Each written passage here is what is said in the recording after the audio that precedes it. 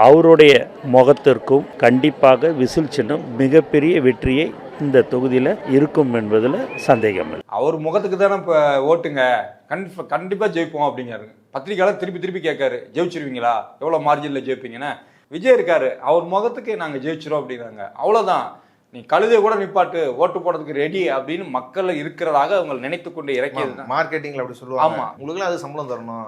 இந்த பிராண்டு இப்போ ஒரு ஸ்லேட்ல எழுதி கழுதை மேல மாட்டி விட்டா கூட இந்த பிராண்டை வந்து எல்லாம் வாங்கிடுவாங்க.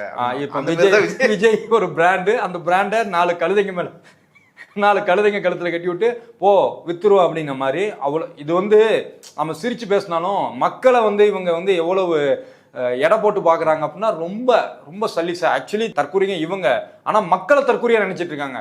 உன் மேலே ரசிகர்கள் பார்க்கறதுக்கு தான் வராங்க. நீங்கள் இன்னும் சொல்ல போனால் திருச்சியில் வந்து போன தடவை இந்த கூட்டத்திற்கும் இப்போ இருக்கிற கூட்டமே ரொம்ப கம்மி. ஒரு தடவை பார்த்துட்டா அவ்வளோதான், 4 தடவை பார்த்துட்டா இன்னும் சோழி முடிஞ்சது. அதுக்கு மேலாம் வாய்ப்பே கிடையாது. அதெல்லாம் பொத்தி வச்சிருக்காங்களா? ஆமாம், அதனால தான் பனையூர் பங்கருக்குள், பங்களா கிடையாது அது பங்கர். 2 பேருக்கு தான் போட்டி பங்கரில்.